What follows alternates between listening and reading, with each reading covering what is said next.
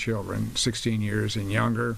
I understand some of them as young as 4, 5, or 6, 7 years old. City and county leaders addressing this issue tonight, being that we are less than 200 miles from the border. They say this is nothing new for us. Good evening. I'm Robert Price. And I'm Simone D'Alba. San Antonio served more than 32,000 asylum seekers back in 2019. That resource center was up and running for nearly 7 months. The prospect of this new housing effort draws questions about funding, security, and the pandemic. News 4 San Antonio's Alejandra Guzman has been digging deeper into the details of what this means for your money, health, and safety.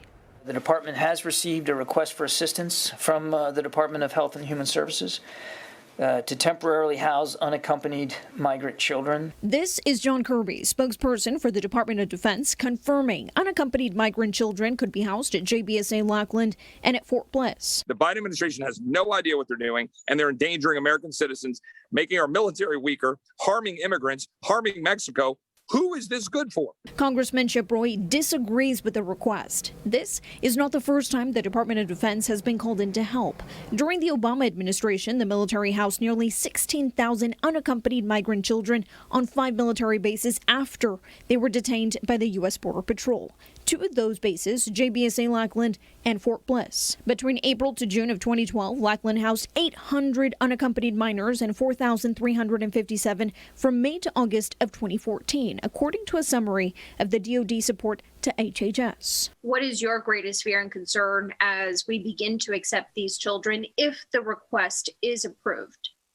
Well, first of all, the military bases aren't designed to be housing children, and the president and his administration ought to know better. We reached out to the DOD, who sent us this statement saying in part, quote, HHS has requested the use of a select vacant dormitory at Joint Base San Antonio, Lackland, Texas, and an area of land on Fort Bliss, Texas. If provided, the support would be on a fully reimbursable basis, and DOD would only provide this kind of support where we will not negatively affect military training, operations, readiness, or other military requirements, including National Guard and Reserve readiness. If this request is approved, HHS would maintain its responsibility for the well-being and support for these children, end quote.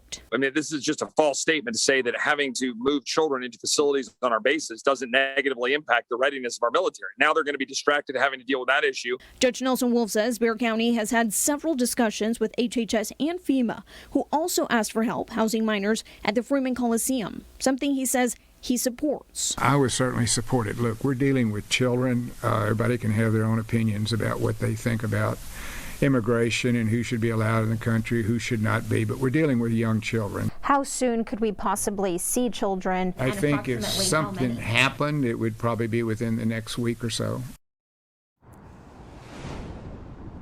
We also reached out to several congressmen, including Joaquin Castro, Henry Cuellar, Vicente Gonzalez, and Lloyd Doggett, and are currently waiting to hear back. In the meantime, the county says their decision to provide assistance could come within the next 2 or 3 days. We're going to keep following the story and keep you posted on any new developments on air and online. Simone, back to you. Ale, thank you. Right now, Governor